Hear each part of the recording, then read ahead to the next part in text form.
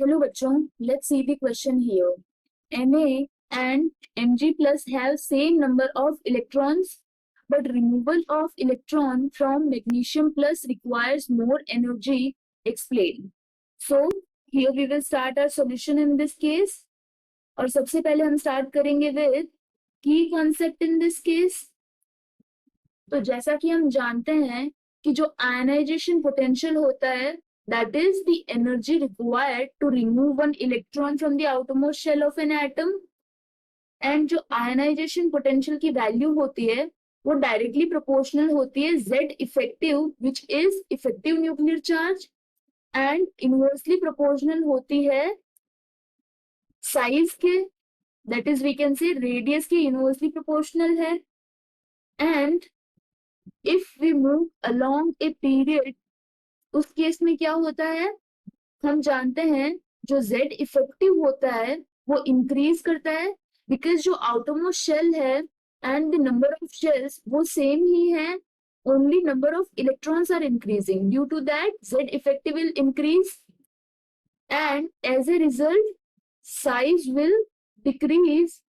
From this we can say ionization potential value, this also increases.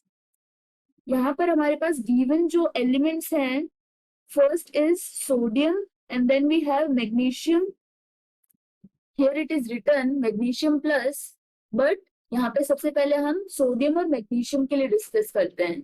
तो जैसा कि हम जानते हैं अगर यदि हम साइज की बात करें तो size of sodium is greater than that of magnesium.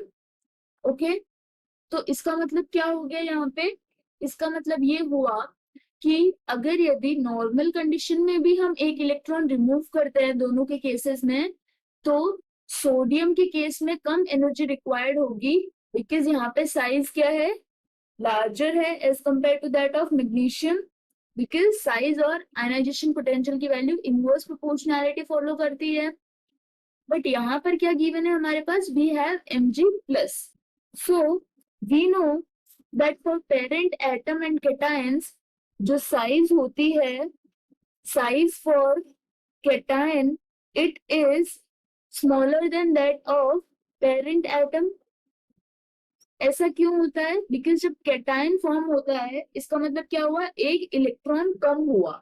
तो अगर यदि इलेक्ट्रॉन कम होगा उसकी वजह से क्या होगा, जो इफेक्टिव न्यूक्लियर चार्ज होगा वो इंक्रीज कर जाएगा बिकॉज यहाँ पे जो इलेक्ट्रॉन रिपल्शन होता है वो कम हो रहा है because number of electrons decrease कर रहे हैं. हेंस यहाँ पे जो साइज है, size of sodium is greater than that of magnesium plus.